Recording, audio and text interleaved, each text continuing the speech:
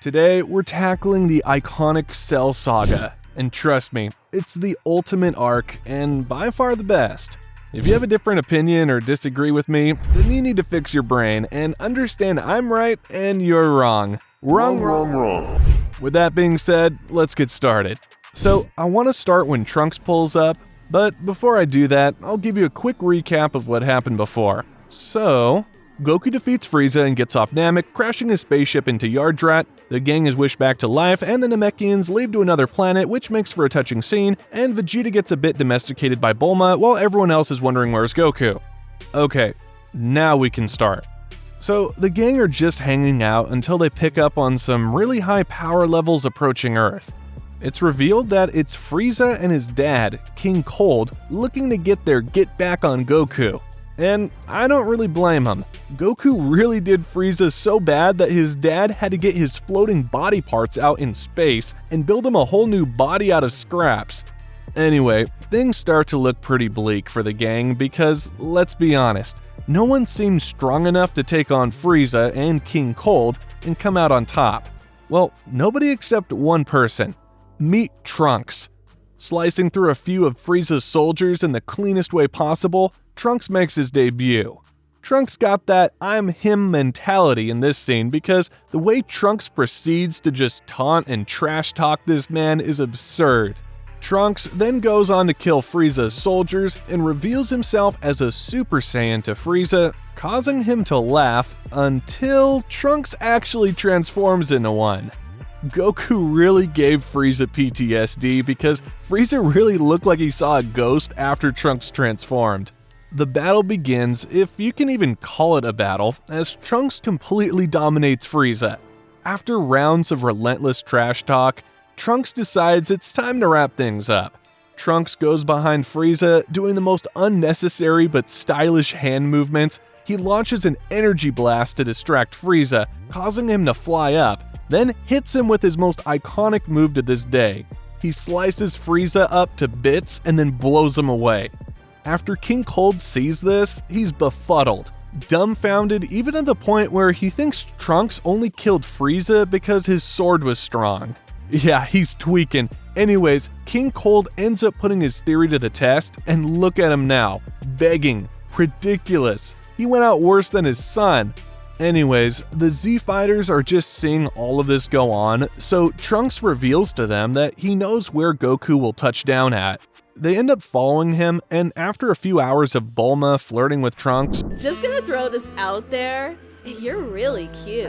Well, you know, my mom always said I was a cute kid. Oh, a mama's boy, huh? I'll be your mommy. And Vegeta just staring at him jealously, Goku finally arrives. After that, Trunks reveals to Goku that he's from the future, his heritage, the impending heart virus that Goku will face, and in a few years, the androids will come and kill everyone. After Trunks leaves, him and Piccolo tell the group this, and they all decide to take off and train like there's no tomorrow. Oh, and Goku also has a new move called Instant Transmission. Nice, that'll definitely come in handy later. Anyways, Goku, Piccolo, and Gohan end up training together, and I love this. During the sparring match, there's a moment where Goku and Piccolo really go at it, reminding us that their rivalry since day one still burns strong, even though Piccolo is mostly turned to the good side by now. I thought it was a nice callback to their history and adds a fantastic dynamic to the story at this point. So after 3 years go by, the gang get together to fight the androids. We also get to see Trunks as a baby. Trunks is really blessed with the best drip in the series, even as a baby. But the androids end up shooting Yajirobe down after giving the crew some senzu beans and dipping off into the city, so the crew go after them. Now, let's talk about Yamcha. Bless his heart, he decides to join the pursuit, only to end up getting Yamcha'd in the process. Honestly, I'm not sure why he even bothered, given how the writers tend to treat him. He should have just stayed put with Bulma and the baby. Fortunately, the gang shows up just in the nick of time to save his life, and from further embarrassment. After a bit of what I call Goku persuasion, which is just him completely socking the android in the face, Goku is able to convince the androids to move locations to fight. Once they get to the new location, Goku shows signs of the virus. But that doesn't stop him.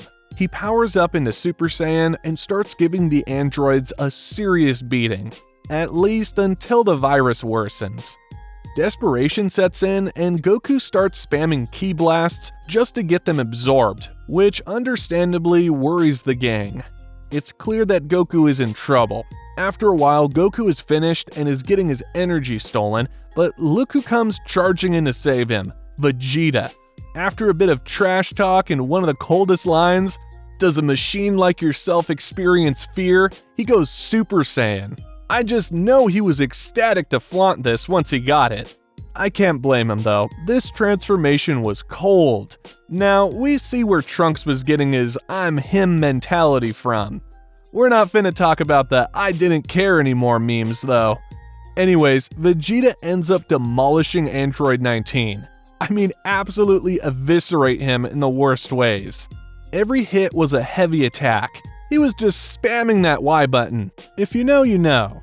Eventually, Vegeta rips off the android's hands, causing the android to experience an unexpected emotion: fear. Odd reaction for an android, so you really do feel fear. And does one of my favorite moves from Vegeta: Big Bang Attack. Seriously, why doesn't he use that move more often? But seeing this, Dr. Gero wants no part and quickly dips. I'm not gonna lie, I'm gonna fly by this part since a lot of the chase was a bit boring to me when I was watching as a kid.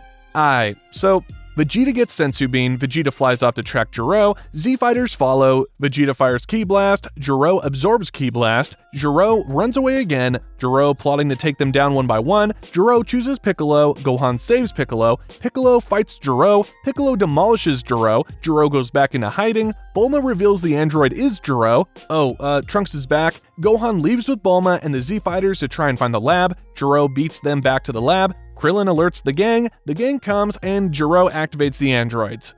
Whew, okay, we're back.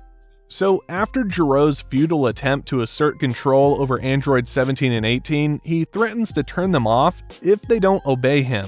So android 17 decides to kick Gero's head off. After that, they proceed to activate android 16, and without wasting a moment, they make their swift exit, causing Vegeta and the others to follow them. Vegeta, oozing with confidence, catches up to the androids and wastes no time challenging them to a fight. However, despite his bravado, Vegeta ends up on the receiving end of a brutal beatdown. To add insult to injury, Android 18 delivers a gruesome blow by breaking both of his arms. This is really some of y'all's GOAT. Crazy. Now you know why he's always holding his arm when he gets hurt. Anyways, the gang ends up tagging in, causing 17 to get involved, folding everyone in the process. Before the androids make their exit, leaving the defeated Z-Fighters in their wake, Android 18 decides to kiss Krillin. Krillin out of all people. Should have been me! For real! While the aftermath of the android battle unfolds, a more ominous plot is brewing in the background. Bulma receives a call alerting her to the presence of another time machine identical to Trunks. So Bulma, Trunks, and Gohan end up checking it out. They stumble upon a worn-down time machine, accompanied by an enigmatic egg and a mysterious shell. Kami, sensing an evil presence lurking in the world, finally makes the decision to merge with Piccolo. The fusion brings about a surge in power and sets the stage for what's to come. Piccolo, now imbued with Kami's strength and knowledge, arrives in the city to confront the looming threat.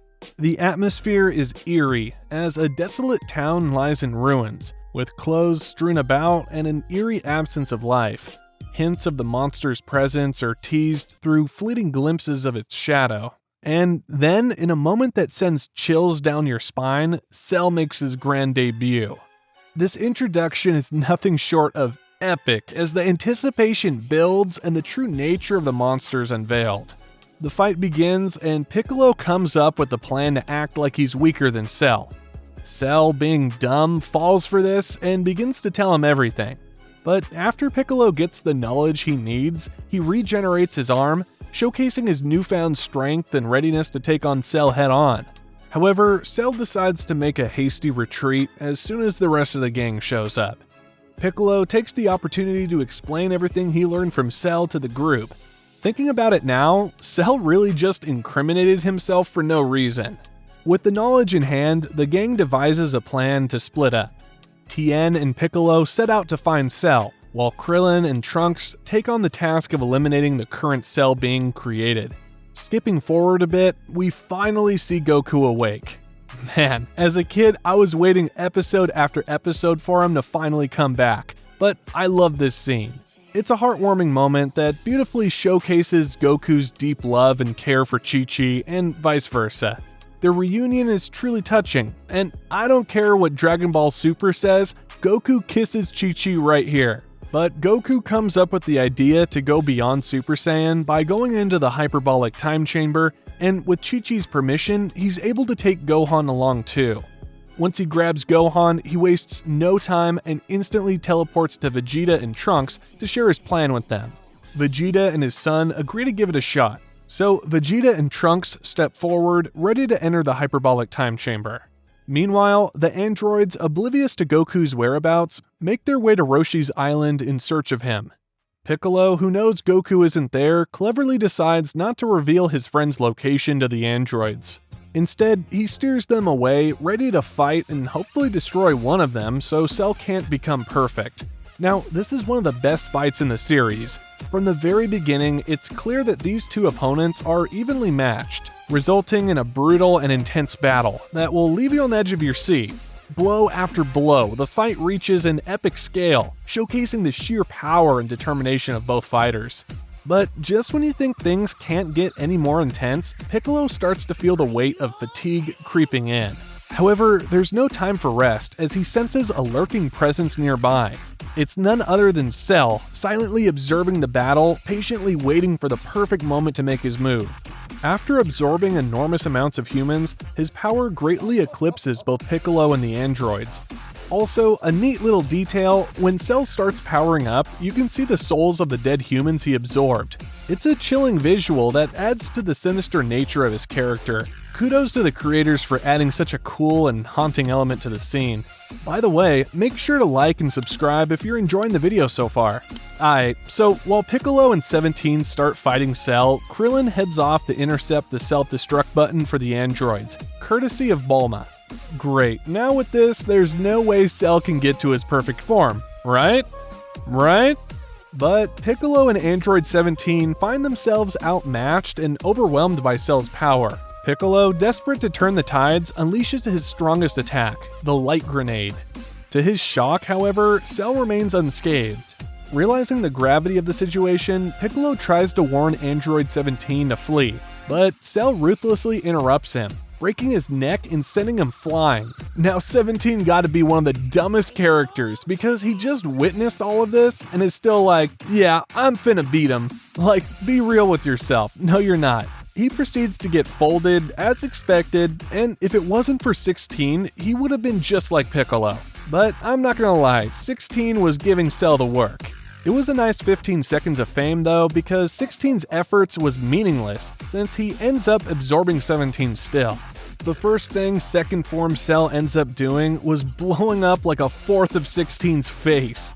Now, with no one able to stop Cell, the GOAT, Tien, comes in for the save. I love this part in every version, but especially in the abridged version.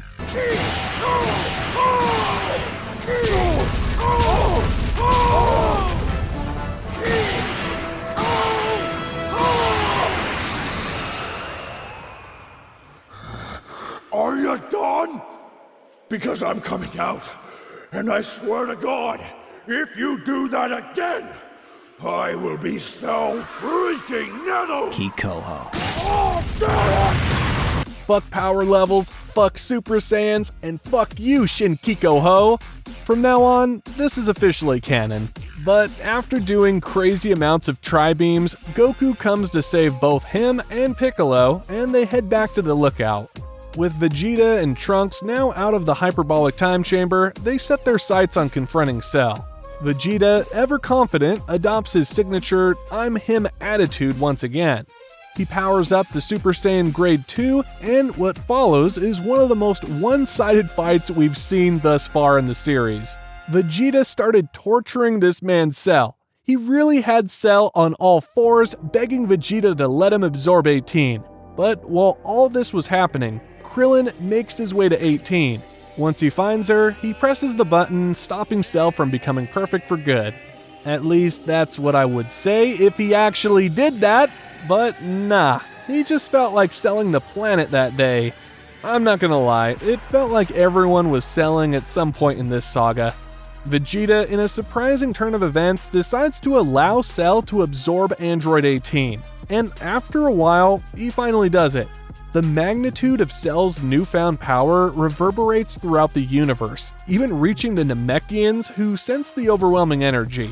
This is the moment when Cell truly establishes himself as one of the best villains in the series. As the battle between Vegeta and Perfect Cell commences, Vegeta quickly realizes that he's outmatched. Cell then hits Vegeta through like 6 mountains and has Vegeta almost tearing up, talking about some "no, this can't be." But I don't know how Cell is this confident, because not even 2 minutes ago, he was just begging Vegeta to spare you. But Vegeta emerges from the water and unleashes one of his coldest attacks, the Final Flash. It's a blast of energy that showcases Vegeta's determination and desperation to defeat Cell. But even after the devastating attack, Cell manages to troll Vegeta, acting as if the blast had a major effect on him. Yeah, it's over for Vegeta. I don't even want to talk about it because I feel bad for this man. He pulled up with the utmost confidence just to get folded at the end. That's twice this arc, man. He's had enough embarrassment. So Trunks steps up to take Vegeta's place in the battle, and when both fighters truly get serious, the intensity of the fight is off the charts. The use of the Lone Warrior OST during their clash adds to the epicness of the battle. As much as I enjoyed this fight as a kid, it unfortunately doesn't last long. Cell reveals that Trunks' bulked up muscles have slowed down his movement significantly, making it nearly impossible for Trunks to land a hit on Cell, even if Cell were to actively try to dodge. Realizing his disadvantage, Trunks admits defeat, and Cell proposes starting a tournament where he can face the gang at their strongest. Later, Cell takes it upon himself to announce the tournament on live television, broadcasting it for the entire world to see. The Warriors decide to head back to the lookout and patiently await Goku's arrival. Finally, Goku and Gohan emerge from the hyperbolic time chamber, having mastered the Super Saiyan form to its fullest extent in a short period of time. Instead of continuing to train, they opt to relax and enjoy the remaining time before the tournament. Moving forward, Goku, Gohan, and Krillin fulfill their promise of going fishing, creating a wholesome, lighthearted moment.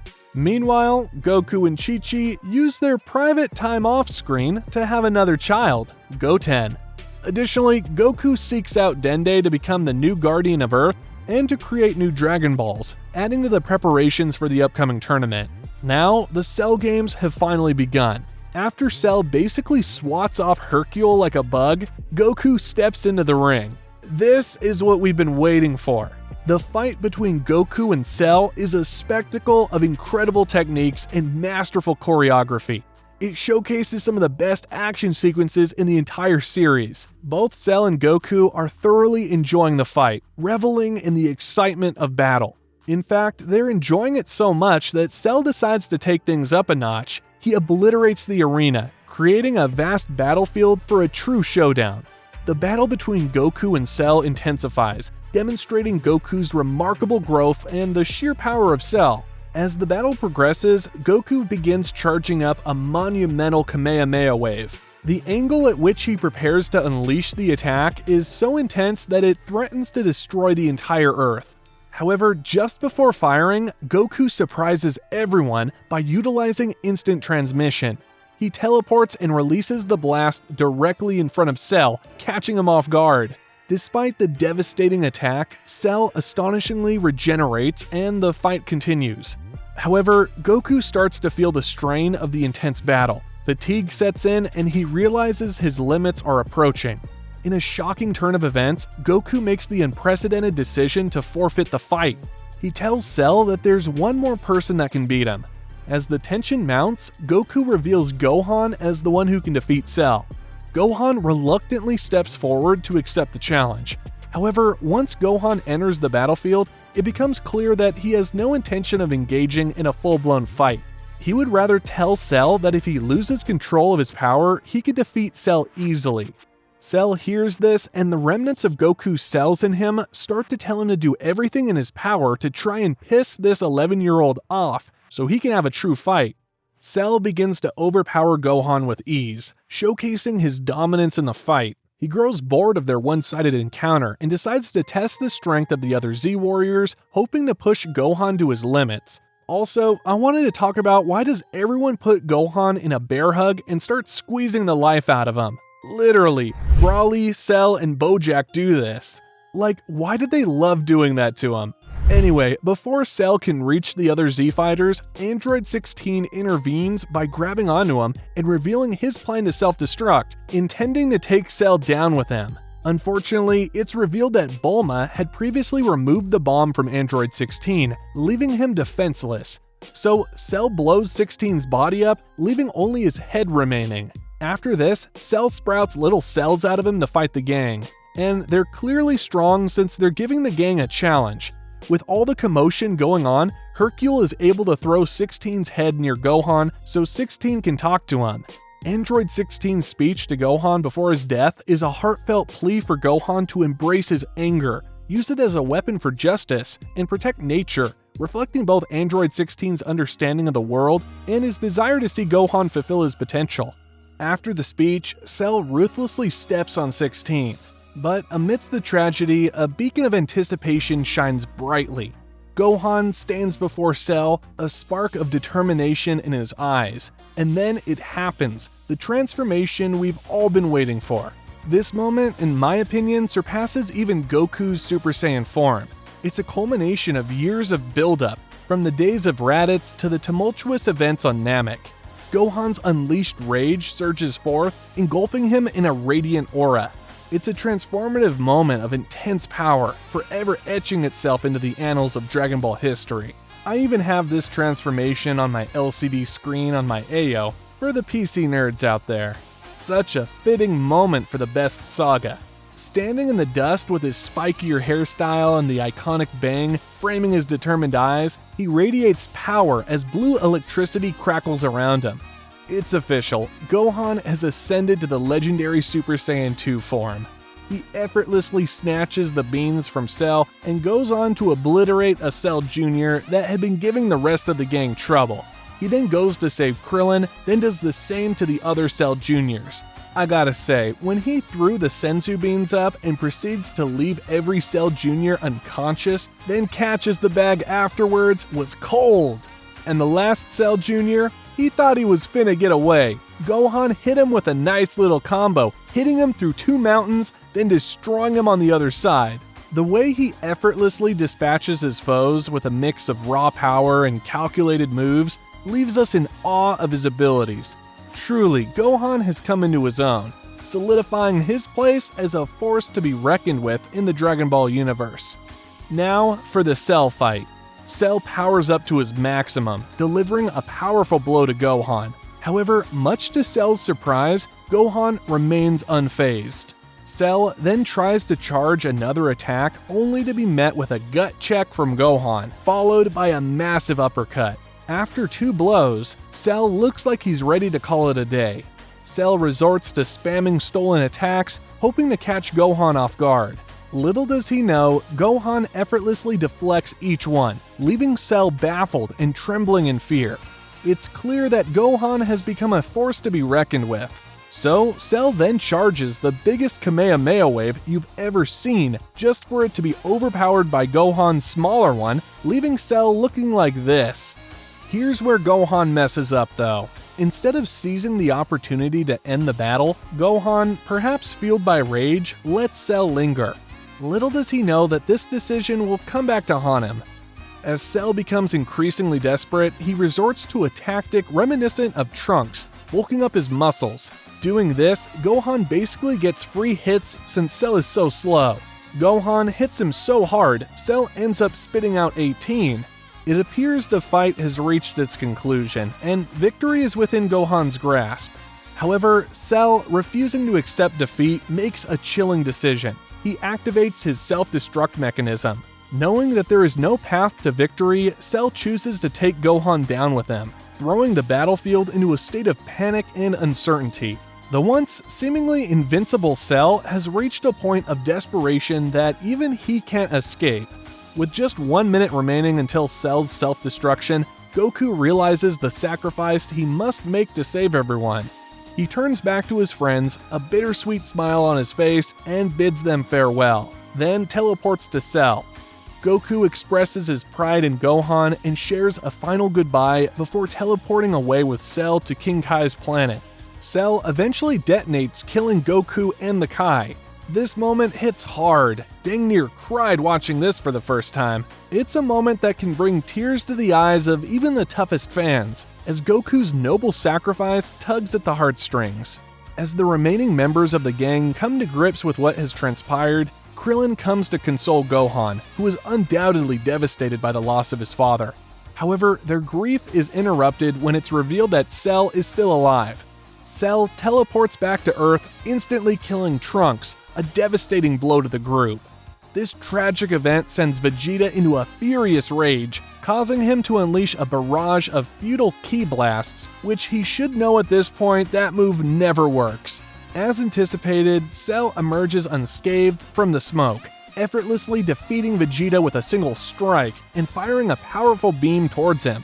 Gohan throws himself in front of Vegeta, shielding him from the attack, but at the expense of his arm. With Gohan injured and his power diminished, Cell decides to unleash a devastating Kamehameha capable of obliterating not only Earth, but the entire solar system.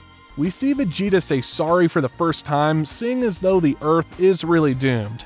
However, Goku, in his unwavering belief in his son, encourages a mentally defeated Gohan, igniting a flicker of determination within him. Gohan musters his strength and chooses to meet Cell's Kamehameha head-on, leading to an awe-inspiring clash of beams that surpasses any seen before. What makes this moment truly remarkable is the overwhelming sense of finality it carries. With each passing second, Gohan struggles to keep up with Cell's overwhelming power, causing doubts to arise among his friends. The gang, feeling utterly helpless, rallies behind Gohan, joining forces in a desperate attempt to tip the scales in their favor. I love this moment, as each member acknowledges Gohan's potential and pays tribute to his and Goku's shared history. The heartfelt speeches transport viewers back through their journey, evoking a surge of emotions. However, despite their valiant efforts, Cell proves to be a formidable opponent, fending off their combined assault. Just as all hope seems lost, Vegeta emerges as the unexpected savior. With an immense blast, he distracts Cell, granting Gohan the opportunity to pour every ounce of his strength into the Kamehameha wave, ultimately obliterating Cell once and for all. The culmination of Gohan's resolve, the support of his friends, and the unwavering belief instilled by his father culminate in this triumphant moment. As Gohan lies on the ground, utterly exhausted, the crew gathers around him, filled with immense pride at his extraordinary accomplishment. However, no one's pride matches that of his father Goku, who entrusted everything to his son, fully confident in his abilities. The Cell Saga reaches a bittersweet conclusion with Goku's decision to remain deceased, as his friends gather to reflect on their shared journey. They embark on separate paths, some possibly never to be seen again. The arc's finale is imbued with poignant instances of pride, sacrifice, and redemption. Gohan's triumph represents the symbolic transfer of responsibility from Goku to his son, underscoring the boundless potential of the next generation and the unbreakable bond among the Z-Fighters. If you enjoyed this video, don't forget to subscribe to the channel. And if you haven't already, check out my other reviews. See you there.